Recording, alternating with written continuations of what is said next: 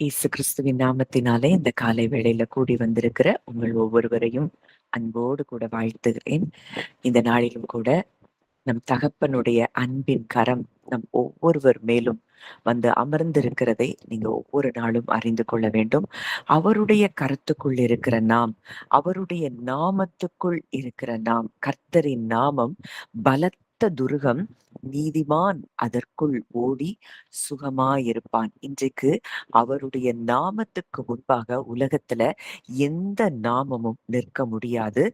எந்த விதமான பாதாளமோ பூமியில் இருக்கக்கூடிய எந்த காரியங்களும் உங்களுக்கு விரோதமாய் எழும்பி நிற்க முடியாது என்பதை நீங்கள் அறிந்து கொள்ள வேண்டும். இயேசுவின் நாமத்தில் வானோர், பூதலத்தோர், பூமியின் கீழானோருடைய முழங்கால்கள் யாவும் முடங்கும் என்பதை நாம் அறிந்திருக்கிறோம். இன்றைக்கு உங்களுடைய வாழ்க்கைக்கு எதிராய் இருக்கிற என்ன போராட்டங்களாய் இருந்தாலும், என்ன சூழ்நிலைகளாய் இருந்தாலும், அந்த நாமம் இன்றைக்கு அந்த நாமத்தை நீங்கள் உடையவர்களாய் இருக்கிறபடியினால், அந்த நாமத்தை உடையவர்களாய் நீங்கள் இருக்கிற உங்களுக்கு எதிராய் இருக்கிற அந்த சூழ்நிலைகள், நீங்க அந்த நாமத்தை உடையவர்களாய் இருக்கிறதை பார்த்த உடனே அந்த சூழ்நிலைகள் எல்லாம் உங்களுக்கு அடங்கி போகிறதை நீங்கள் பார்ப்பீர்கள். அன்றைக்கு பேதுருவோ யோவானோ அந்த சப்பானிய சுகமாக்கும் பொழுது அவங்க சொன்ன ஒரு காரியம், வெள்ளியும் பொன்னும் எங்களிடத்தில் இல்லை, எங்களிடத்தில் இருக்கிறதை உனக்கு தருகிறோம் அப்படின்னு சொல்லி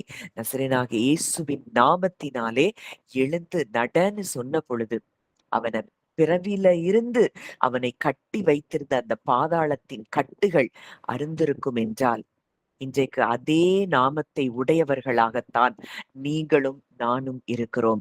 இந்த பூமியில எதுவும் நம்மை கட்டி வைக்க முடியாது. அந்த நாமத்தை உடையவர்களாக நாம் இருக்கிறோம் என்பதை நாம் அறிந்து கொள்ள வேண்டும், அதை விசுவாசிக்க வேண்டும், அதை உணர வேண்டும். இன்றைக்கு உங்களுக்கு எதிரான எந்த சூழ்நிலைகளும் அது உங்களுக்கு எதிராய் இன்றைக்கு நிற்க முடியாது. அவருடைய நாமத்தை உடையவளாய் நான் இருக்கிறேன் என்பதை நீங்கள் ஆழமாய் அறிய அறிய அறிய உங்களை பார்க்கும் பொழுதே சர்வமும் பயப்படுகிறதை நீங்கள் பார்ப்பீர்கள். பாதாள உலகம் நடுங்குகிறதை பார்ப்பீர்கள். அன்றைக்கு இயேசு கிறிஸ்து எங்கெல்லாம் போனாரோ அங்கெல்லாம் அசுத்த ஆவிகள் அவரை குறித்து என்ன சாட்சி கொடுத்தது? உன்னதமான தேவனுடைய குமாரனே, எங்களை வேதனைப்படுத்தவா இங்கு வந்தீர் அப்படின்னு அவரை பார்த்து அந்த பிசாசுகள் சொல்லும் என்றால், பிசாசுகளுக்கு தெரியும் பாதாளத்துக்கு உரியவைகளுக்கு அவர் யார், அவருடைய நாமம் எப்படிப்பட்டது, அவருடைய நாமத்தை உடையவர்கள் எவ்வளவு வல்லமை மிக்கவர்கள், அவருடைய நாமத்தை உடையவர்கள் மேல நம்ம ஒரு நாளும் ஒரு தீங்கும் நம்ம செய்ய முடியாது என்பதை அவைகள் அறிந்திருக்கின்றன. ஆனா இன்றைக்கு அவருடைய சாயலாய் சிருஷ்டிக்கப்பட்ட அவருடைய பிள்ளைகளாய் இருக்கிற நாம் இன்னமும் அந்த அறிவை பெற்றுக்கொள்ளவில்லை. இன்னைக்கு ஒண்ணு நல்லா புரியணும். நம்மளை பார்த்தாலே இன்றைக்கு எல்லாம் நடுங்குகிற இடத்தில் தான் தேவன் நம்மை வைத்திருக்கிறார். நம்முடைய காலின் கீழே தான் எல்லா அதிகாரங்களும் துரைத்தனங்களும் எல்லாம் இருக்கிறது. இன்றைக்கு உங்களை மேற்கொள்ள ஒன்றுக்கும் அதிகாரம் இல்லை என்பதை நீங்கள் அறிந்து கொள்ள வேண்டும். இன்றைய தியானத்துக்காக நம்ம இதுக்கு ரிலேட்டடா தான் ஒரு வசனத்தை நம்ம பார்க்க போகிறோம். வாசிக்கலாம். 1 பேதுரு 1ஆம் அதிகாரம் 5ஆம் வசனம். 1 பேதுரு 1:5.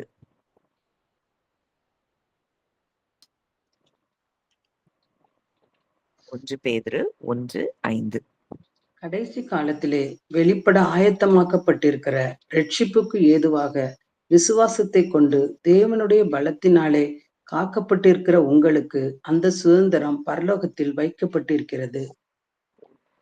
கடைசி காலத்திலே வெளிப்பட ஆயத்தமாக்கப்பட்டிருக்கிற ரட்சிப்புக்கு ஏதுவாக விசுவாசத்தை கொண்டு தேவனுடைய பலத்தினாலே காக்கப்பட்டிருக்கிற உங்களுக்கு அந்த சுதந்திரம் பரலோகத்தில் வைக்கப்பட்டிருக்கிறது. அப்போ இதுல மிக முக்கியமான ஒரு காரியம் ஒன்ன பார்க்க வேண்டியது என்னன்னா, விசுவாசத்தை கொண்டு தேவனுடைய பலத்தினாலே காக்கப்பட்டிருக்கிற உங்களுக்கு.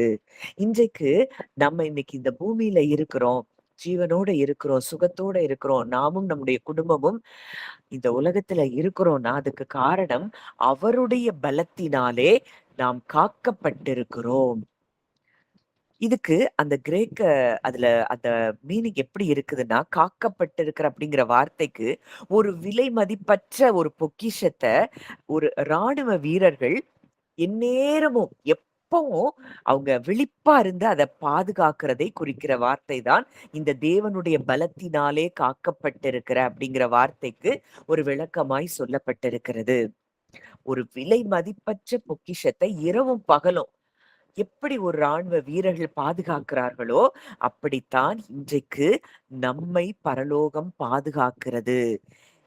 இதை விசுவாசிக்கிறவர்களுக்கு இந்த பாதுகாவல் அது நமக்கு இருக்கிறத நம்ம பார்க்கிறோம். அதனால்தான் ரட்சிப்புக்கு ஏதுவாக விசுவாசத்தை கொண்டு தேவனுடைய பலத்தினாலே காக்கப்பட்டிருக்கிற உங்களுக்கு நம்ம ஏதோ தற்செயலா நம்ம பாதுகாக்கப்படல.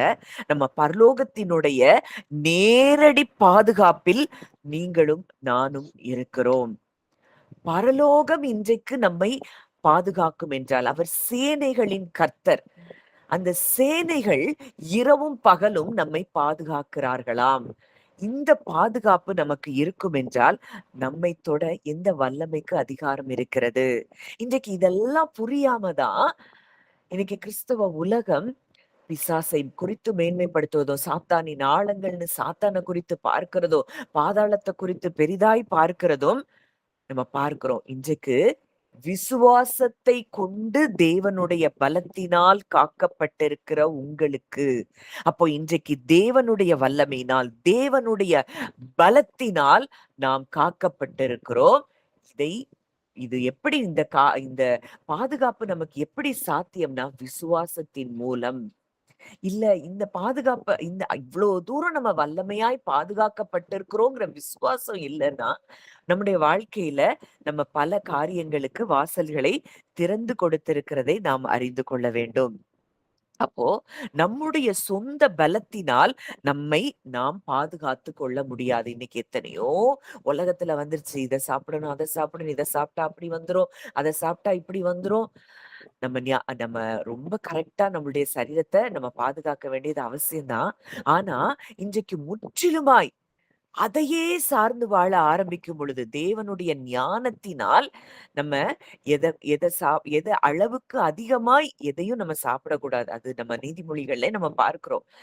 அதுக்கு மேல எல்லாவற்றையும் குறித்து பயம். ஏதோ நம்ம தான் நம்மள பாதுகாக்கிறது போல நம்ம என்ன கொண்டிருக்கிறோம், வாழ்ந்து கொண்டிருக்கிறோம். இந்த இந்த அறிவுல இருந்து முதல்ல நம்ம வெளிய வரணும். இன்னைக்கு நம்முடைய சொந்த பலத்தினால் நம்மை பாதுகாத்துக் கொள்ள முடியாது. தேவனுடைய வல்லமை தான் நம்மை பாதுகாக்கிறது. இன்னைக்கு நம்ம சாப்பிட்ட பிறகு நம்ம சரீரத்துல என்ன நடக்குதுங்கிறது நமக்கே தெரியாது.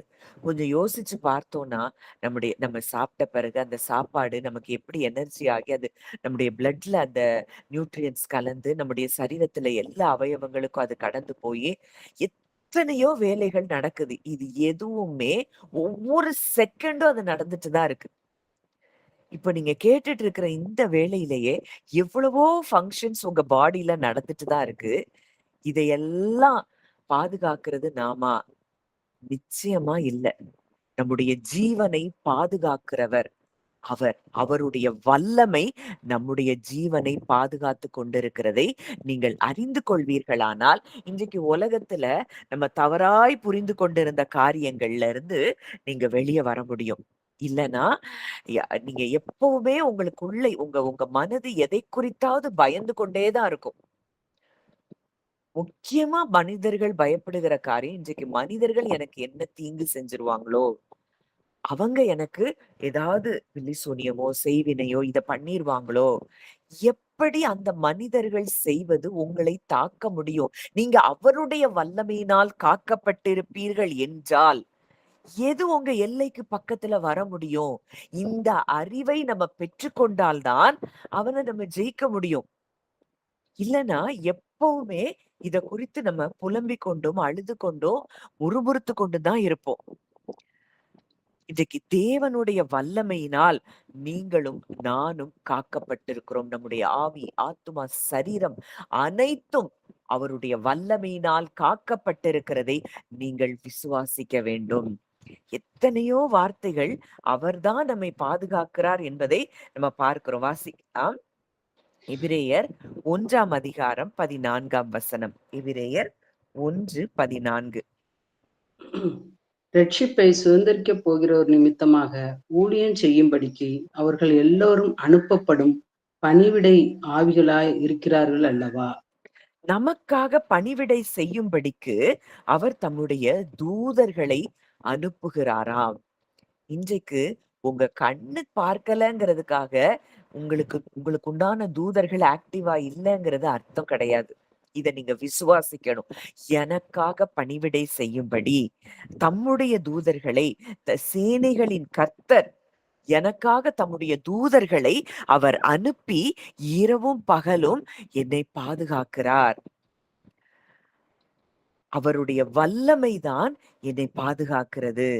அப்போ ஒரு இராணுவத்தை போல இரவும் பகலும் இந்த தூதர்கள் நம்மை பாதுகாக்கிறதை நீங்கள் அறிந்து கொள்ள வேண்டும். இன்னும் சில வசனங்களை நம்ம பார்ப்போம். சங்கீதம் 91:11-12. இது நமக்கு நன்றாக தெரிந்த வசனம் தான். ஆனா இதை ஏன் நம்மளால உணர முடியல? சங்கீதம் 91:11-12. உன் வழிகள் எல்லாம் உன்னை காக்கும்படிக்கு உனக்காக தம்முடைய தூதர்களுக்கு கட்டளையிடுவார். உன் பாதம் கல்லில் இடராதபடிக்கு அவர்கள் உன்னை தங்கள் கைகளில் ஏந்தி கொண்டு போவார்கள். உன் வழிகளில் எல்லாம் உன்னை காக்கும்படி உனக்காக தம்முடைய தூதர்களுக்கு கட்டளையிடுவார். நம்முடைய வழிகள் எல்லாம் நம்மை பாதுகாக்கும்படி அவர் தூதர்களுக்கு கட்டளையிட்டிருக்கிறதை நீங்கள் விசுவாசிக்கிறீர்களா? இன்றைக்கு இந்த விசுவாசம் இல்ல அப்படிங்கிற இடத்துலதான் நம்மளை எதுனாலும் அட்டாக் பண்ணலாம். இந்த உலகத்துல எந்த சூழ்நிலைகள் வேணாலும் என்னை எப்பனாலும் அட்டாக் பண்ணலாங்கிற மனதை உடையவர்களாய் நம்ம இருக்கும் பொழுதுதான் அந்த காரியங்கள் எல்லாம் நம்மள அட்டாக் பண்றத பார்க்கிறோம். எனக்காக என்னை காக்கும்படி அவர் அவர் கட்டளையிட்டு இருக்கிறார். நம்ம ஜெபிக்கிற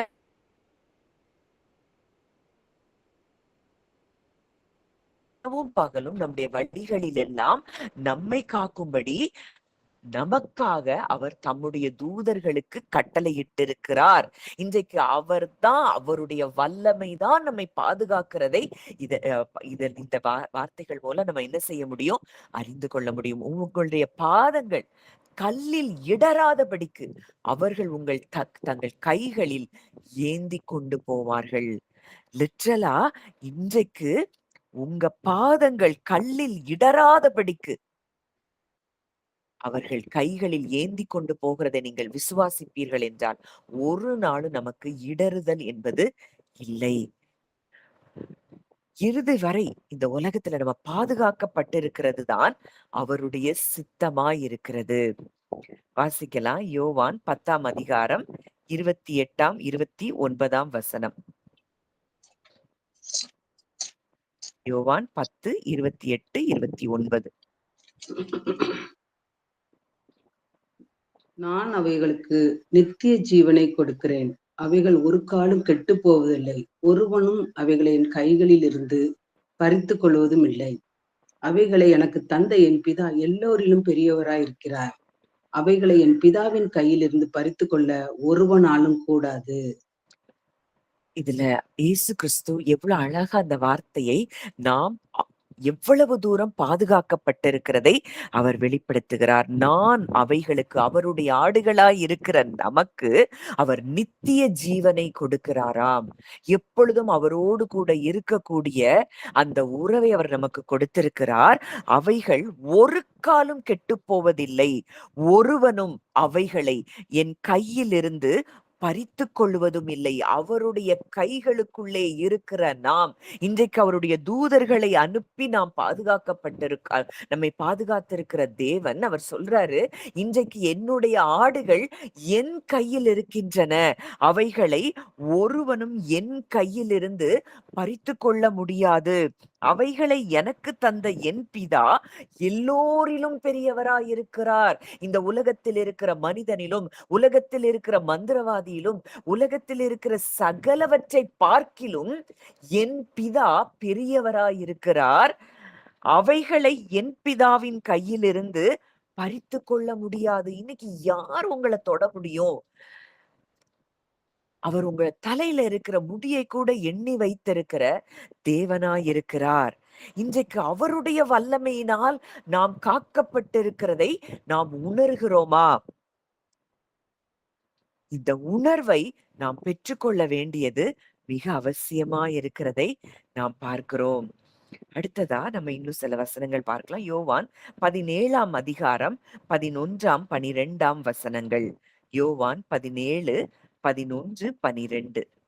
நான் இனி உலகத்தில் இரேன். இவர்கள் உலகத்தில் இருக்கிறார்கள். நான் உம்மிடத்திற்கு வருகிறேன். பரிசுத்த பிதாவே, நீர் எனக்கு தந்தவர்கள் நம்மைப் போல ஒன்றாய் இருக்கும்படிக்கு நீர் அவர்களை உம்முடைய நாமத்தினாலே காத்துக்கொள்ளும். நான் அவர்களுடனே கூட உலகத்தில் இருக்கையில் அவர்களை உம்முடைய நாமத்தினாலே காத்துக்கொண்டேன். நீர் எனக்கு தந்தவர்களை காத்துக்கொண்டு வந்தேன்.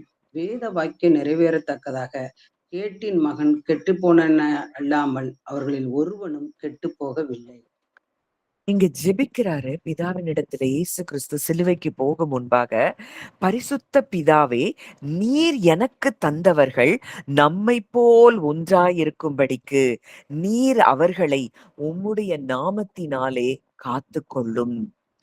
எப்பவும் நம்ம கூட இருக்கும்படிக்கு, ஒன்றாய் இருக்கும்படிக்கு நீர் அவர்களை காத்துக்கொள்ளும்.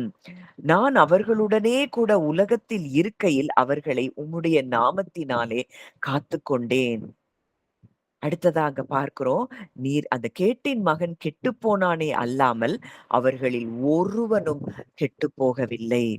அப்போ உம்முடைய நாமத்தினாலே காத்துக்கொள்ளும் அப்படின்னு சொல்லி இன்றைக்கு நமக்காக அவர் அந்த ஜெபத்தை செய்திருப்பார் என்றால், இன்றைக்கு அவருடைய நாமத்தினாலே நாம் காக்கப்பட்டிருக்கிறது எவ்வளவு நிச்சயம். இன்னைக்கு உங்க எண்ணங்கள்ல சில போராட்டங்கள் வந்திருக்கலாம். சில காரியங்கள் உங்க மைண்ட்ல ஒரு டிஸ்ட்ராக்ஷன்ஸை ஏற்படுத்தி இருக்கலாம். இன்றைக்கு உங்களுடைய ஆத்துமாவை காக்கிற தேவன் உங்களோடு இருக்கிறார். அது எல்லாத்தையும் விட்டு ஆண்டவர் உங்களை வெளியே கொண்டு வருவார். நான் தேவனுடைய வல்லமையினால் காக்கப்பட்டிருக்கிறேன். என்னுடைய ஆவி, ஆத்துமா, சரீரம் எல்லாம் அவருடைய வல்லமையினால் காக்கப்பட்டிருக்கிறது என்பதை நீங்கள் அறிய வேண்டும், உணர வேண்டும். அந்த இடத்துக்கு நீங்க வந்துட்டீங்கன்னா போதும், இன்றைக்கு உங்களை தொட எந்த வல்லமைக்கும் அதிகாரம் இல்ல. இது இருக்குது, எனக்கு அவங்க அப்படி செய்றாங்க, இவங்க இப்படி செய்றாங்கன்னு நீங்க அத விசுவாசித்தீங்கன்னா, அவருடைய வல்லமை நம் வாழ்க்கையில் செயல்பட முடியாது. அடுத்ததா இன்னொரு வசனம், ரோமர் 5ஆம் அதிகாரம் 9ஆம் 10ஆம் வசனங்கள். ரோமர் 5, 9, 10. இப்படி நாம் அவருடைய இரத்தத்தினாலே நீதிமான்களாக்கப்பட்டிருக்க, கோபாக்கனைக்கு நீங்களாக அவராலே நாம் ரட்சிக்கப்படுவது அதிக நிச்சயமாமே. நாம் தேவனுக்கு சத்துருக்களாய் இருக்கையில் அவருடைய குமாரனின் மரணத்தினாலே அவருடனே ஒப்புரவாக்கப்பட்ட பின் நாம் அவருடைய ஜீவனாலே ரட்சிக்கப்படுவது அதிக நிச்சயமாமே.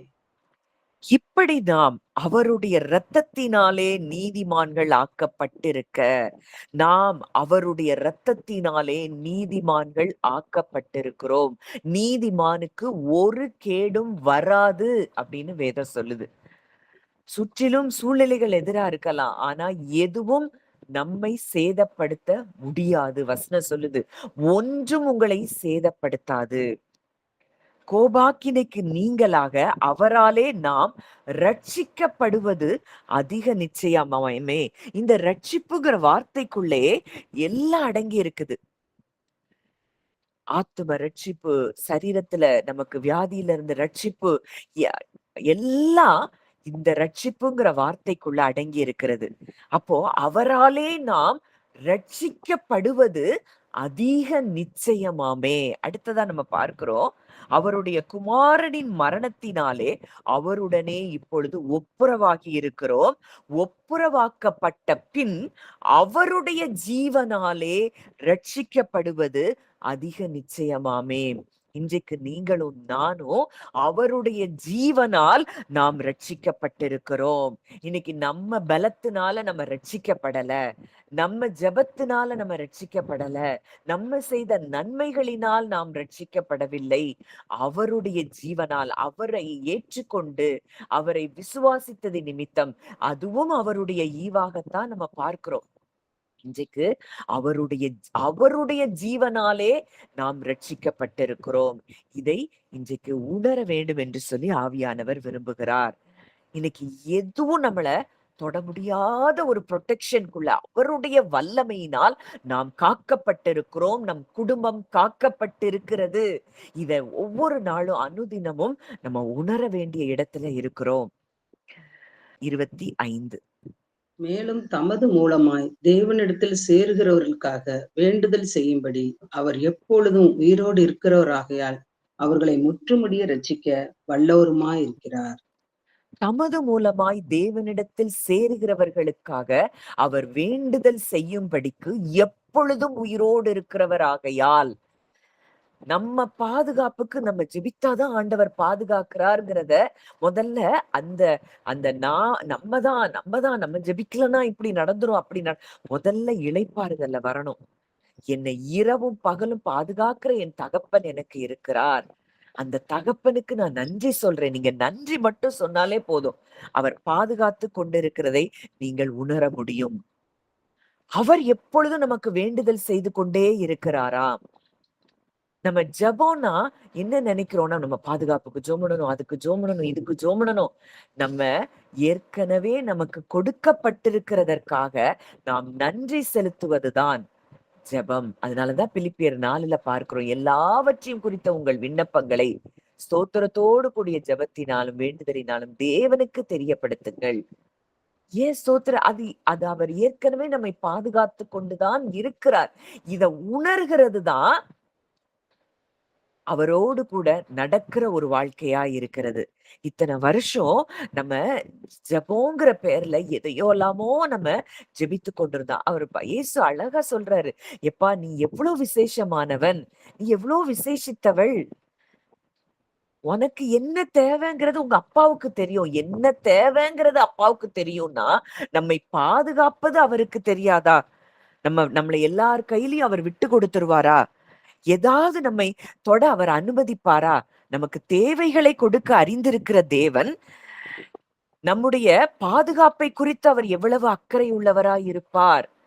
இத நம்ம உணராத படியினாலதான் நமக்கு எல்லாவற்றையும் குறித்து பயமும் கலக்கமும் சோர்வும். இந்த கால வேளையில ஆண்டவர் நம்ம ஒவ்வொருவரோடும் கூட இடைப்படுகிறார். அவருடைய வல்லமையினால் நாம் காக்கப்பட்டிருக்கிறோம். அவருடைய ஜீவனால் நாம் ரட்சிக்கப்படுகிறோம். அந்த ஜீவன் இன்றைக்கு நமக்குள் இருக்கிறது. அந்த ஜீவன் மனுஷருக்கு ஒளியாக இருந்தது. நம்ம பார்க்கிறோம், வாசிக்கலாம் யோவான் 1ஆம் அதிகாரம். அவருக்குள் ஜீவன் இருந்தது. அந்த ஜீவன் மனுஷருக்கு ஒளியாக இருந்தது அப்படின்னு சொல்லி நம்ம பார்க்கிறோம். அந்த வசனத்தை அவருக்குள் 4, ஜீவன் 5. இருந்தது. அந்த ஜீவன் மனுஷருக்கு ஒளியா இருந்தது. அந்த ஒளி இருளிலே பிரகாசிக்கிறது. இருளானது அதை பற்றி கொள்ளவில்லை. இருளானது அதை பற்றி கொள்ளவில்லை. அந்த ஜீவன் மனுஷருக்கு ஒளியாயிருந்தது. இந்த ஒளியில நம்ம வந்திருக்கிறோம். இந்த வெளிச்சத்துக்குள்ள நம்ம வந்திருக்கிறோம். இந்த ஜீவனால நம்ம ரட்சிக்கப்பட்டிருக்கிறோம் என்றால் எந்த இருள் இந்த ஒளியை பற்றி கொள்ள முடியும்? எந்த இருளுக்கேதுவான காரியங்கள் நம் வாழ்க்கையை பற்றி கொள்ள முடியும்? இன்னைக்கு ஏதோ நம்ம தான் செய்யணும், நம்ம தான் பார்க்கணும், நான்னு நம்ம ஜெபம்லனா அது நடந்துடும் நம்ம அப்படின்னு நினைக்கிறோம். ஜெபம் அவசியம். எப்படி ஜெபம்? அவரோடு கூட உறவாடுவது அவசியம். நமக்கு தேவையான எல்லாவற்றையும் அவர் அவர் செய்து முடித்திருக்கிறார். இன்றைக்கும் அவர் நமக்காக கிரியை செய்து கொண்டிருக்கிறார் என்பதை உணர்கிற இடத்திற்கு நாம் வர வேண்டும். அந்த ஒளி இருளிலே பிரகாசிக்கிறது. இருளானது அதை பற்றி கொள்ளவில்லை. ஒரு நாளும் இருள் பற்றி கொள்ள முடியாது. உங்களையோ என்னையோ இருள் பற்றி கொள்ள முடியாது. அந்த ஜீவன் தான் நமக்கு ஒளியா இருக்கிறது. அந்த வெளிச்சத்துக்குள்ள நம்ம இருக்கிறோம். அந்த ஜீவனாலே நாம் ரட்சிக்கப்பட்டிருக்கிறோம்.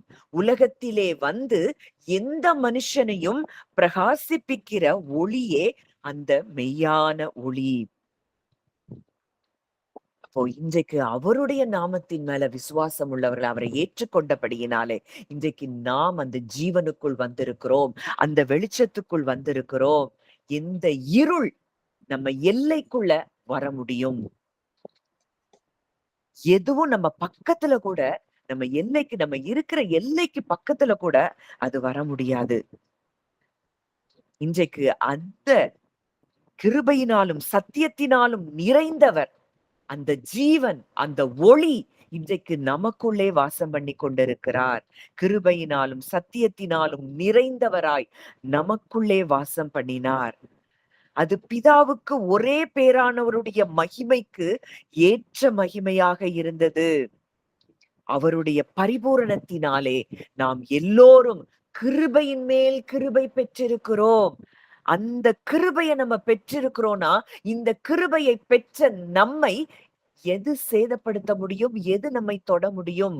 நோவாவுக்கோ கர்த்தருடைய கண்களில் கிருபை கிடைத்தது என்றால், நோவாவும் அவன் குடும்பமும் காக்கப்பட்டிருக்கிறார்கள் என்றால், இன்றைக்கு அவருடைய பரிபூரணத்தினாலே நாம் எல்லோரும் கிருபையின் மேல் கிருபையை பெற்றிருக்கிறோம் என்றால், எது நம்மை சேதப்படுத்த முடியும்? எது நம்மை தொட முடியும்? இன்றைக்கு முற்றிலுமாய் அவரை சார்ந்து வாழ்கிற ஒரு வாழ்க்கையை நாம் வாழ வேண்டும் என்று சொல்லி தேவன் விரும்புகிறார். இன்னைக்கு நம்ம பலன்ல நம்ம வாழல, அவருடைய பலன்ல, அவருடைய வல்லமையில நாம் காக்கப்பட்டிருக்கிறோம். இன்னைக்கு அவர் நமக்காக இரவும் பகலும் நமக்காக அவர் வேண்டுதல் செய்து கொண்டிருக்கிறார். இத உணர்ந்து இந்த அன்புல நீங்க வளர ஆரம்பிங்க. வாழ்க்கை அது மிகுந்த சந்தோஷமானதாய் சமாதானமானதாய் இருக்கிறத நீங்க பார்க்க முடியும். சூழ்நிலை எதிரா இருக்கலாம், அது நமக்கு பிரச்சனையே இல்ல. ஒண்ணு சொல்லுங்க, அவருடைய வல்லமையினால் நான் காக்கப்பட்டிருக்கிறேன். என் குடும்பம் அவருடைய வல்லமையினால் காக்கப்பட்டிருக்கிறது. வாசிக்கலாம். யூதா 1:24. யூதா 24. வழுவாதபடி உன்னை காக்கவும் தமது மகிமையுள்ள சந்நிதானத்திலே மிகுந்த மகிழ்ச்சியோட உங்களை மாசற்றவர்களாய் நிறுத்தவும் வல்லமையுள்ளவரும் அடுத்தது வாசிங்க.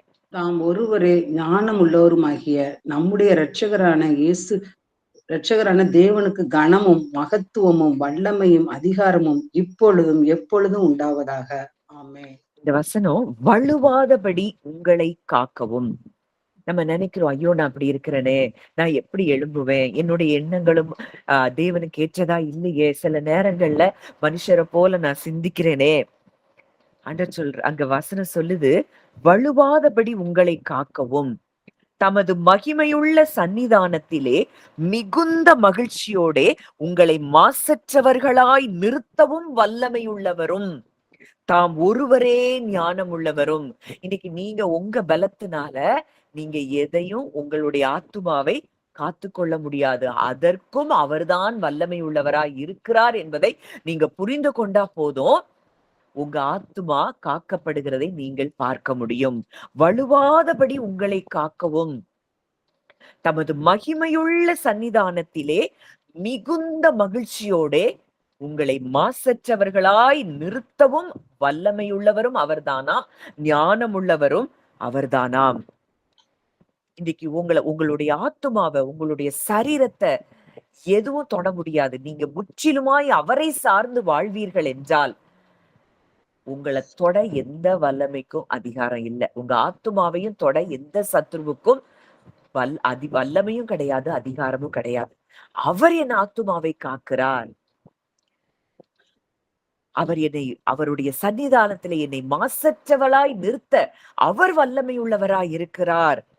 அவர் ஞானம் உள்ளவராய் இருக்கிறார். என்னை எப்படி டைரக்ட் பண்ணி நான் என்னை இந்த இடத்துல இருந்து என்னை விடுவித்து என்னை வலுவாதபடி காக்கிறதற்கும் என்னை மாசற்றவராய் நிறுத்துவதற்கும் அவர் வல்லமை உள்ளவராய் ஞானம் உள்ளவராய் இருக்கிறார்ங்கிறத நீங்க அறிந்து கொண்டீங்கன்னா போதும். இன்னைக்கு உங்க இருதயத்துல தோன்றுகிற காரியம் என்ன? ஐயோ நான் இன்னும் விழுந்து போறேனே, இன்னும் மனுஷரை போல நான் இருக்கிறேனே அப்படின்னு நீங்க நினைச்சீங்கன்னா, அவர் உங்களுக்கு வல்லமை உள்ளவராய் ஞானம் உள்ளவராய் உங்களோடு கூட இருந்து உங்களுடைய ஆத்துமாவை அவர் ரட்சிக்கிறார், உங்களுடைய ஆத்துமாவை அவர் பாதுகாக்கிறார், உங்களுடைய ஆத்துமாவை அவர் திருப்தியாக்குகிறார் என்பதை நீங்கள் அறிந்து கொள்ள வேண்டும். அடுத்ததா ஒரு வசனம் 2 தீமோத்தேயு 1ஆம் அதிகாரம் 12ஆம் வசனம். 2 தீமோத்தேயு 1:12. அது நிமித்தம் நாம் இந்த பாடுகளையும் அனுபவிக்கிறேன். ஆயினும் நான் வெட்கப்படுகிறதில்லை. ஏனென்றால் நான் விசுவாசித்திருக்கிறவர் இன்னார் என்று அறிவேன். நான் அவரிடத்தில் ஒப்பு கொடுத்ததை அவர் அந்நாள் வரைக்கும் காத்து கொள்ள வல்லவராய் இருக்கிறார் என்று நிச்சயித்து நிச்சயித்து. ஓகே. இதுல பவுல் எழுதுறாரு. என்ன சொல்றாரு? நான் அவரிடத்தில் ஒப்புவித்ததை அவர் அந்நாள் வரைக்கும் காத்துக்கொள்ள வல்லவராயிருக்கிறார் என்று நிச்சயித்தும் இருக்கிறேன். எதை ஒப்பு கொடுத்தார்? தன்னுடைய ஆத்துமாவை அவர் ஒப்பு கொடுத்திருந்தார். நான் அவர்கிட்ட ஒப்பு கொடுத்துட்டேன். இனி ஏன் பலன்ல நான் வாழ முடியாது. அவர்கிட்ட என் ஆத்துமாவை ஒப்பு கொடுத்திருக்கிறேன். அவர்கிட்ட என் ஆத்துமாவை ஒப்பு கொடுத்த அந்த நொடி பொழுதே அதை பாதுகாக்கும் உரிமையை அவர் ஏற்றிருக்கிறார் அப்படிங்கிறத பவுல் அறிந்திருந்தார். இன்றைக்கு நம்ம எப்படி ஐயோ நம்ம போராடி போராடி இந்த மாம்ச எண்ணங்களை நம்ம மேற்கொள்ளணுங்கிறத போராடிட்டு இருக்கிறீங்களா? இல்ல அப்பா, என்னால இது முடியாது. என்னுடைய ஆத்துமாவை உங்களிடத்துல நான் ஒப்பு கொடுக்கிறேன். அதை நீர் அந்நாள் வரைக்கும் காத்துக்கொள்ள நீர் வல்லவர். எவ்வளவு தூரம் அவர் நம்மள அந்த பவர், அவருடைய காட்ஸ் பவர் நம்மளை ப்ரொடெக்ட் பண்றத பவுல் அறிந்திருந்தார். நம்முடைய ஆத்துமாவையும் சரி, சரீரத்தையும் சரி, நம்முடைய ஆத்துமா சரீரம் முழுவதையும் அவர் பாதுகாக்கிறார் என்பதை பவுல் அறிந்திருந்ததை நாம பார்க்கிறோம். தேவனுடைய வல்லமையினாலதான் நாம் காக்கப்பட்டு இருக்கிறோம் என்பதை அவர் அறிந்திருந்தார். இன்றைக்கு நீங்களும் நானும் நம்ம சுய பலத்துல நம்ம ஓடிக்கொண்டே இருக்கிறோமா? நம்ம கிறிஸ்து இயேசுவுக்குள் நம்ம வந்துட்டோம்னா அவர்தான் பொறுப்பு. அப்பா, இது என்னால முடியாது, நீங்க இத மேற்கொள்ள நீங்க தான் எனக்கு பலனையும் வல்லமையும் தருகிறவர் அப்படின்னு சொல்லி அவர்கிட்ட எந்த காரியம்னாலும் அவர்கிட்ட ஒப்பு கொடுங்க. அவர் உங்களை அதிலிருந்து அவருடைய ஜீவனாலே நீங்கள் ரட்சிக்கப்படுவதை நீங்கள் பார்ப்பீர்கள். ஒரு நாள் உங்க சுய பலத்துல முயற்சி பண்ணவே கூடாது. நம்ம சுய பலத்துல நம்ம முயற்சி பண்ற வரைக்கும் நம்ம தோற்று போய் கொண்டேதான் இருப்போம். எப்ப அவர்கிட்ட சரண்டர் பண்றோமோ அவர் நம்மை ஆளுகை செய்கிறவராய் இருப்பார். அவர்கிட்ட சரண்டர் பண்ணாத வரைக்கும் அவரால நம்மை ஆளுகை செய்ய முடியாது. முற்றிலுமாய் அவரை சார்ந்து வாழுகிற ஒரு வாழ்க்கை, அந்த நான் என்பது உடைக்கப்படுகிற ஒரு வாழ்க்கை. நான் அதை செஞ்சிடணும், நான் இதுல இருந்து வெளியே வரணும். அந்த நான்கிறது உடைஞ்சு, அப்பா நான் இல்லை, என்னுடைய பலத்தினால முடியாது, என்னுடைய ஞானத்தினால முடியாது, நீர் ஒருவரே ஞானம் உள்ளவர், நீர் ஒருவரே வல்லமை உள்ளவர், என்னை காப்பதற்கு, என் ஆத்துமாவை காப்பதற்கு நீர் ஒருவரே ஞானம் உள்ளவரும் வல்லமை உள்ளவருமாய் இருக்கிறீர் என்பதை அறிந்து அவரிடத்துல நம்ம கடந்து சொல்லும் பொழுது நம்மை பாதுகாக்க அவர் உண்மையும் நீதியும் உள்ளவராய் இருக்கிறார். இன்றைக்கு பழைய ஏற்பாட்டு பரிசுத்தவான்களை எல்லாம் நம்ம பார்க்கிறோம். உலகம் முழுவதும் மழை, ஆனா நோவா மட்டும் அந்த மழையில இருந்து காப்பாற்றப்படுகிறார். ஒரு அவ்வளோ பெரிய வெள்ளத்தை தாங்குற பலன் அவருக்கு கிடையாது. ஆனால் தேவனுடைய வல்லமை அன்றைக்கு நோவாவையும் அவன் குடும்பத்தையும் பாதுகாத்தது என்றால், அங்க சுற்றி வெளியில பார்த்தா சோதனை தான். போய் அந்த பயங்கரமான மழை பெய்யதான் செய்து. ஆனா அதன் மத்தியிலும் நோவாவும் அவன் குடும்பமும் காக்கப்பட்டிருக்கிறார்கள் என்றால் அது தேவனுடைய வல்லமையை சார்ந்ததா இருக்கிறதை பார்க்கிறோம். இன்றைக்கு நீங்களும் நானும் அதே சோதனைகளுக்கு மத்தியில் நம்மை பாதுகாக்கிறவர் அவர் வல்லமை உள்ளவராயிருக்கிறார், அவர் ஞானம் உள்ளவராயிருக்கிறார். இதை நம்ம என்ன செய்யணும்? அறிந்து கொள்ளணும். சாத்ராக் மேஷாக் ஆபேத்நேகோவை பார்க்கிறோம். எரிகிற சூளையில அவங்க எரியப்படுறாங்க. தேவன் அவர்களை கைவிடவில்லை. அவருடைய வல்லமை நான்காவது ஒரு நபராய் அவர்களோடு கூட அவர் உலாவிக் கொண்டிருக்கிறார். நெருப்பு அவங்களை கட்டியிருந்த கட்டுகளை தான் எரித்ததே தவிர அவங்கள தொட்டு கூட பார்க்க முடியல. அந்த நெருப்பால அவங்க விடுதலையோட வெளியே வர்றாங்க. அவங்க மேல அந்த அக்கினியின் வாசனை கூட வீசலையா. இன்றைக்கு எந்த போராட்டங்களுக்குள்ள இருக்கீங்க? தேவன் இன்றைக்கு உங்களுக்காக தான் அவர் பேசிக் கொண்டிருக்கிறார். இந்த போராட்டத்துல இருந்து, இந்த சோதனையில இருந்து நீங்க வெளியே வரும்போது, உங்கள உலகம் பார்க்கும் பொழுது இப்படி ஒரு அக்கினிக்குள்ள போயிட்டு வந்தீங்கன்னு யாருமே சொல்ல முடியாது. அப்படி தேவன் உங்களை வெளியே கொண்டு வருவார். அவருடைய வல்லமை அதை செய்து முடிக்கும். அவருடைய ஜீவன் அதை செய்து முடிக்கும். அந்த ஜீவன் இன்றைக்கு உங்களை சுற்றிலும் ஒளியாய் இருக்கிறது. அந்த ஜீவன் இன்றைக்கு உங்களுக்குள் இருக்கிறது.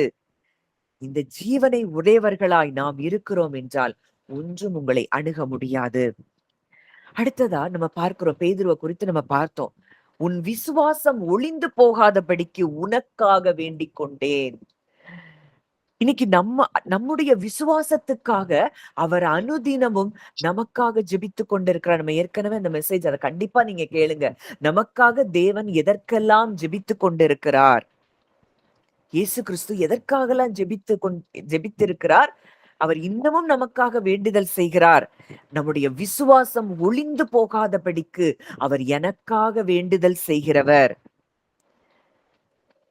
அப்படிங்கிறத நம்ம அறிந்து கொள்ளணும். இன்னைக்கு அவரை முற்றிலுமாய் நம்ம பலன் அல்ல, அவருடைய வல்லமை, அவருடைய ஞானம், அவருடைய ஜீவன் நம்முடைய ஆவி, ஆத்துமா, சரீரத்தை பாதுகாக்கிறது என்பதை உணர்ந்தவர்களாய் நாம் வாழ வேண்டும். நான் என்பது அறவே நம்மளை விட்டு போகணும். ஐயோ நான் இதை செய்யலையே, ஐயோ நான் ஜெபிக்கல, ஐயோ நான் பைபிள் வாசிக்கல, இப்படியே இதனால ஏதாவது நடந்துருமோ, இது எல்லாம் நான் என்பதை சார்ந்தது.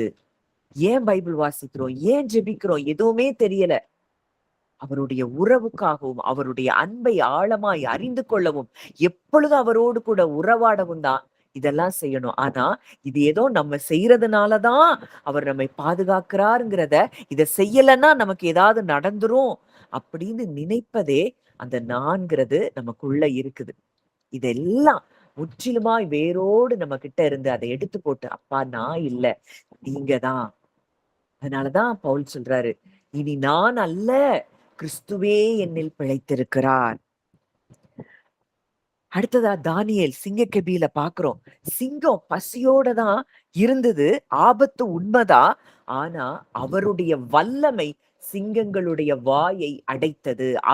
அவர் மேல விசுவாசம் வைத்த தானியேலை ஒன்றும் சேதப்படுத்த முடியவில்லை. அவருடைய வல்லமையினாலே அவன் என்ன செய்தான், காக்கப்பட்டான். இன்றைக்கு விசுவாசத்தை கொண்டு தேவனுடைய வல்லமையினால் காக்கப்பட்டிருக்கிறார்கள் இந்த பரிசுத்தவான்கள் எல்லாரும். அது நோவாவா இருந்தாலும் சரி, சாத்ராக் மேஷாக் ஆபேத்நேகோவா இருந்தாலும் சரி, தானியேலா இருந்தாலும் சரி, தாவீதா இருந்தாலும் சரி, விசுவாசத்தை கொண்டு தேவனுடைய வல்லமையினால் காக்கப்பட்டிருந்தார்கள். இங்க தானியேல் எங்கேயுமே அவர் ஐயோ எனக்கு இப்படி ஒரு ஆபத்து வந்துட்டே, நான் எப்படி இந்த ஆபத்துல இருந்து என்னை பாதுகாப்பீரு அப்படின்னு தேவன் மேல ஒரு பயம் ஏற்பட்டதாய், அந்த சிங்கங்களை குறிச்சு அவருக்கு பயம் ஏற்பட்டதா நம்ம வேதத்துல பார்க்கவே முடியல. அவர் முன் செய்து வந்தபடியே அவர் சோத்திர ஜபங்களை ஏறெடுத்தாராம். ஏன்னா அவருக்கு தெரியும் தான் வணங்குகிற யெகோவா தேவன் யார், அவருடைய வல்லமை எப்படிப்பட்டது என்பதை தானியேல் அறிந்திருந்தார். அவருடைய அன்பிலிருந்து இன்றைக்கு நம்மை எதுவும் பிரிக்க முடியாது. விசுவாசத்தை கொண்டு தேவனுடைய பலத்தினால் நாம் என்ன செய்திருக்கிறோம், காக்கப்பட்டிருக்கிறோம். விசுவாசங்கிறது வல்லமை இல்ல. விசுவாசம் அப்படின்னா என்னன்னா, ஒரு அப்பா இருக்கிறாரு, அந்த அப்பாவை அந்த ஒரு சின்ன குட்டி பிள்ளை அப்பாவினுடைய விரலை பிடித்து கொள்ளுகிறது தான் விசுவாசம். குழந்தை கிட்ட எந்த பலமும் இல்லை, அந்த அப்பா கூட போகுது, அவ்வளவுதான். அந்த அப்பா அந்த பிள்ளையை பாதுகாக்கிறார். இந்த பிள்ளை இந்த கையை விட்டு தூரமா போறதுதான் விசுவாசத்தை விட்டு வெளியே போறது. இந்த அப்பா கூடயே போனா போதும், அவருடைய வல்லமையும் அவருடைய ஞானமும் அவருடைய ஜீவனும் நம்மை நிச்சயம் பாதுகாக்கும் என்பதில் சந்தேகம் இல்லை. அவர் இரவும் பகலும் நமக்காக அவர் வேண்டுதல் செய்து கொண்டிருக்கிறார். நமக்காக தம்முடைய தூதர்களை அனுப்பி நம்மை பாதுகாக்கிறார். இதை எவ்வளவு தூரம் நாம் உணர்கிறோம் என்பதுலதான் நம்முடைய பாதுகாப்பு அடங்கி இருக்கிறது. நம்ம சொந்த முயற்சியில கிறிஸ்தவ வாழ்க்கைய வாழ்றோம்னு நினைச்சோம்னா நம்ம விழுந்து விழுந்து போயிட்டுதான் இருப்போம். அவருடைய சர்வ வல்லமையால் நாம் பாதுகாக்கப்பட்டிருக்கிறோம். கிறிஸ்துவை உயிரோடு எழுப்பின அதே வல்லமை, சிங்கங்களின் வாய்களை அடைத்த அதே வல்லமை, நெருப்புல துணை நின்ற அதே வல்லமை இன்றைக்கு நம்முடைய ஆத்துமாவையும் நம்முடைய சரீரத்தையும் பாதுகாக்கிறதை நாம் அறிந்து கொள்ள வேண்டும். நாம் நம்மை காக்கவில்லை, தேவனே நம்மை பாதுகாக்கிறார். அவருடைய வல்லமையே நம்மை பாதுகாக்கிறது. அவருடைய கரங்களுக்குள் இருக்கிற உங்களையும் என்னையும் ஒன்றும் அணுக முடியாது, தொட முடியாது என்பதை நீங்கள் அறிந்து கொள்வீர்களானால் இன்றைக்கு நீங்கள் காண்கிற எல்லா போராட்டங்களிலும் இருந்து நீங்கள் வெளியே வருவது நிச்சயம். இத இத இந்த மெசேஜ நீங்க எதுலயாவது நீங்க போட்டு வைத்துக் கொள்ளுங்க. எப்போல்லாம் உங்களுக்கு உங்களுக்கு ஒரு மாதிரி ஒரு பயமான சூழ்நிலைகள் வருதோ, இந்த மெசேஜ நீங்க கேட்க கேட்க உங்க ஆத்துமாவுல ஒரு பலனும் நம்பிக்கையும் உண்டாகி அவர் உங்களை காக்கிறதை நீங்கள் விசுவாசிக்க முடியும். நீங்கள் சத்ருவை எளிதாய் ஜெயிக்க முடியும். அப்படியே கொஞ்ச நேரம் நம்ம மெடிடேட் பண்ணலாம். நீங்க உங்க உங்க இடத்துல அமைதியா ரிலாக்ஸ்டா மைண்ட் அப்படியே ஃப்ரீயா இந்த வார்த்தைய மாத்திரம் நீங்க உற்று நோக்கி கொண்டு நான் சொல்றத அப்படியே நீங்க கவனிங்க. இப்ப நான் சொல்ற காரியம் உங்க மனதுல நீங்க எவ்வளவு பாதுகாப்புக்குள்ள நீங்க இருக்கிறீங்கிறத அறிகிறதுக்கு அது உதவி செய்யும். அப்படியே கண்களை மூடி உங்களை ஒரு பெரிய கோட்டைக்கு நடுவுல நீங்க இருக்கிறதா அப்படியே உங்க இமேஜினேஷன்ல பாருங்க. ஒரு மிகப்பெரிய கோட்டைக்குள்ள நீங்க இருக்கிறீங்க. அந்த கோட்டையின் சுவர்கள் என்ன எழுதியிருக்குன்னா தேவனுடைய வல்லமைன்னு எழுதியிருக்கு. வெளிய ஏகப்பட்ட போராட்டம் இருக்கு. சிங்கம் இருக்கு, தீய பாம்புகள் இருக்கு, அம்புகள் இருக்கு. ஆனா இந்த சுவரை தாண்டி ஒன்று உங்களை தொட முடியல. அந்த தேவனுடைய வல்லமை என்கிற கோட்டை உங்களை சுற்றிலும் அது பாதுகாவலாய் அரணாய் இருக்கிறதை நீங்கள் பாருங்கள். கர்த்தர் என் கண்மலையும் என் கோட்டையும் என் இரட்சகருமாய் இருக்கிறார் அப்படின்னு உங்க மனதுல அப்படியே நீங்க சொல்லுங்க. அப்பா, உம்முடைய வல்லமையினால் நானும் என் குடும்பமும் காக்கப்பட்டிருக்கிறோம், அனுதினமும் காக்கப்படுகிறோம். அத நீங்க சொல்ல சொல்ல சொல்லவே இன்னைக்கு உங்களுக்கு எதிரா இருந்த எல்லா சூழ்நிலைகளும் அது அது பறந்து போகிறத நீங்க பார்ப்பீங்க. அப்படியே நீங்க அப்பாவினுடைய விரலை பிடித்திருக்கிறத நீங்க பாருங்க. உங்க விசுவாசம் ஒருவேளை சின்னதா இருக்கலாம்.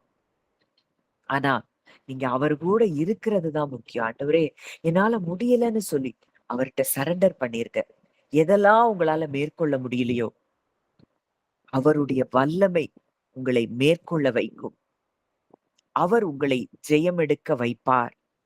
நம்முடைய விசுவாசமே உலகத்தை ஜெயிக்கிற ஜெயம் என்று சொல்லி பார்க்கிறோம். இன்னைக்கு நம்முடைய விசுவாசம்னா என்ன? அவர் கூட இருக்கிறது தான் விசுவாசம். அவரை சார்ந்து இருக்கிறது தான் விசுவாசம். அவருடைய வல்லமையினால், அவருடைய ஞானத்தினால், அவருடைய ஜீவனால் நான் பாதுகாக்கப்பட்டிருக்கிறேன் என்பதுதான் விசுவாசம். அந்த விசுவாசம் உலகத்தை ஜெயிக்க வைக்கிறதாம். ஏன் விசுவாசம் இல்ல? உங்க வல்லமை என்னை பாதுகாக்கிறது.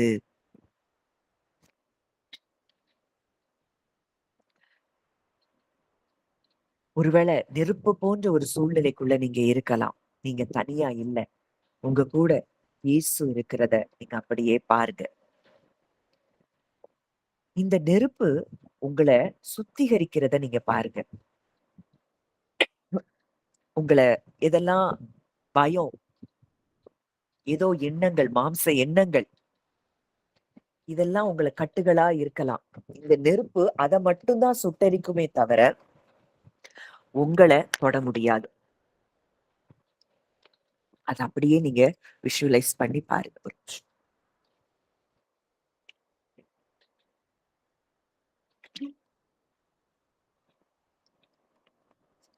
உங்களுடைய சூழ்நிலை இன்றைக்கு மாறாம இருக்கலாம்.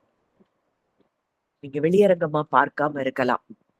ஆனா அந்த சூழ்நிலையிலும் இயேசு கிறிஸ்து உங்களோடு கூட இருக்கிறத நீங்க பாருங்க. அவருடைய வல்லமையும் அவருடைய ஞானமும் உங்களை விடுவித்து எல்லா போராட்டங்களிலும் இருந்து நீங்கள் வெளியே வருவதை நீங்கள் நிச்சயமாய் பார்ப்பீர்கள். நீங்க அக்கினியில நடக்கும்போது நீங்க வேக மாட்டீங்க. அக்கினி ஜுவாலை உங்கள் பேரில் பற்றாது. உங்க ஆத்துமாவினுடைய மதிப்பை நீங்க அதிகமா உணரணும்.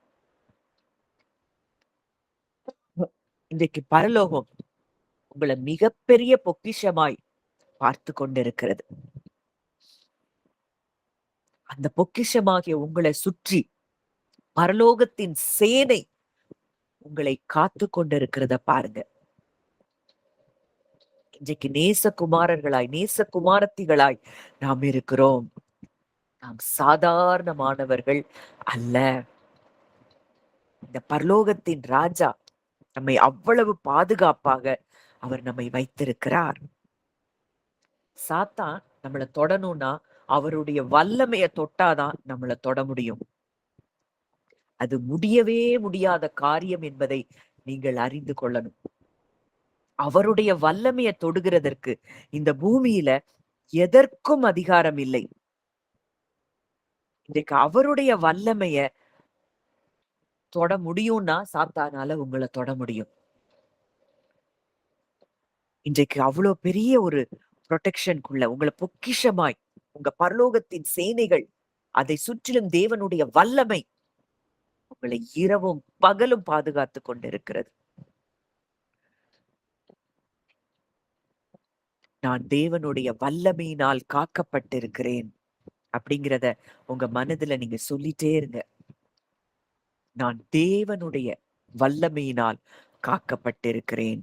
என்னை விழாமல் காக்கிற வல்லவர் என்னோடு கூட இருக்கிறார். அவர் ஒருவரே ஞானம் உள்ளவர். அவருடைய ஜீவனாலே நான் காக்கப்படுகிறேன், ரட்சிக்கப்படுகிறேன். வலுவாதபடி என்னை காக்க வல்லவர். தம்முடைய மகிமையுள்ள சன்னிதானத்திலே என்னை மாசற்றவளாய் நிறுத்த வல்லமையுள்ளவர் அவர் ஒருவரே.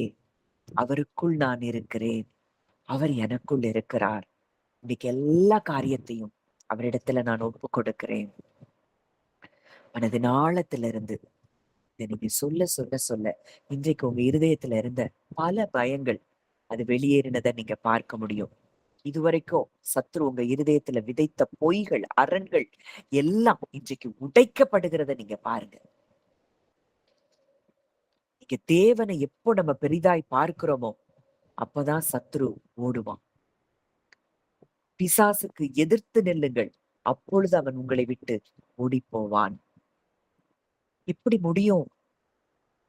அவரை வல்லமை உள்ளவரா பார்த்தா போதும், அவன் ஓடிடுவான். அவரை பெருசா பார்த்தா போதும், அவன் ஓடிடுவான். தந்திரமாய் பிசாசின் தந்திரங்களை நீங்கள் அறியாதவர்கள் அல்லவே அப்படின்னு பவுல் சொல்றாரு. அவன் எவ்வளவு தந்திரமா வருவான்னா உங்களை சாதாரணமா நினைக்க வைப்பான். உங்க ஐடென்டிட்டி நீங்க உங்களை மனுஷனை போல உங்களை சிந்திக்க வைப்பான். அதுதான் அவனுடைய மிகப்பெரிய தந்திரம். நீங்க தேவனுடைய பிள்ளைகள், தேவனுடைய புத்திரர் என்பதை அவன் உங்க மனதுல இருந்து அடிக்கடியா அந்த எண்ணத்தை எடுத்துருவான். மனுஷனை போல சிந்திக்க வைப்பான். இதுதான் அவனுடைய தந்திரம். ஆனா இன்றைக்கோ நீங்கள் அவருடைய வல்லமையினாலும் அவருடைய ஞானத்தினாலும் அவருடைய ஜீவனாலும் நாம் காக்கப்பட்டிருக்கிறோம், ரட்சிக்கப்பட்டிருக்கிறோம். இரவும் பகலும் அவருடைய வல்லமை நம்மை காக்கிறது. இரவும் பகலும் இயேசு கிறிஸ்துடைய ஜெபம் நமக்கு இருக்கிறது. இன்றைக்கு அவரை சார்ந்து நாம் வாழ ஆரம்பிப்போம். கர்த்தர் பெரிய காரியங்களை செய்வார். நல்ல தகப்பனே, நன்றியோடு உம்மை துதிக்கிறோம், ஸ்தோத்தரிக்கிறோம் அப்பா. இந்த காலை வேளையிலும் எங்களோடு இடைப்பட்ட இந்த வல்லமையான வார்த்தைகளுக்காக நாங்கள் நன்றி செலுத்துகிறோம். அப்பா, நீர் எவ்வளவு தூரம் எங்களை நேசிக்கிறீர், எங்களை பாதுகாக்கும்படி ஆண்டவரே நீர் இவ்வளவு கரிசனை உள்ளவராய் இருக்கிறீர் என்பதை இன்றைக்கு நாங்கள் ஆழமாய் தியானிக்க அப்பா நீர் எங்களுக்கு உதவி செய்தீர். அப்பா, நீங்க இருக்கிறீங்கப்பா. இந்த உலகத்துல ஒன்றும் எங்களுக்கு குறைவுபடாது. எங்கள் தேவைகளை அறிந்திருக்கிற தேவன் எங்களை பாதுகாப்பது எவ்வளவு நிச்சயம். அப்பா, முற்றிலுமாய் எங்களுடைய ஆவி, ஆத்துமா, சரீரம் எல்லாவற்றையும் இந்த காலை வேளையில உங்ககிட்ட நாங்க ஒப்பு கொடுக்கிறோம். நீங்க ஆளுகை செய்யுங்க. உங்க வல்லமையினால எங்களை நீங்க ஆளுகை செய்யுங்கப்பா. எங்களிடத்துல நான் என்று சொல்றதுக்கு எங்கள்கிட்ட எதுவுமே இல்லப்பா. எல்லாமே நீங்கதான். உங்க கரத்துல ஒப்பு கொடுக்கிறோம். அந்த ஒவ்வொருவரையும் மனதார நான் பிளஸ் பண்றேன்ப்பா. விதைக்கப்பட்ட இந்த வார்த்தைகள் ஆண்டவரே எங்க ஒவ்வொருவருடைய இருதயத்திலும் ஏற்ற நேரத்துல இந்த வார்த்தை எங்களுக்கு நீர் நினைப்பூட்டி தரும்படி ஆவியானவர் நீர் கிருபை செய்யும்படியாய் விதைக்கப்பட்ட இந்த வார்த்தைகள் 1000 மடங்கு பலன் தரும்படி ஜெபிக்கிறோம் அப்பா. உடைய கரத்திலேயே ஒப்பு கொடுக்கிறோம். ஆசீர்வதி வழி நடத்தும். இயேசுவின் மூலம் கேட்கிறோம் ஜீவனுள்ள நல்ல பிதாவே. ஆமேன், ஆமேன்.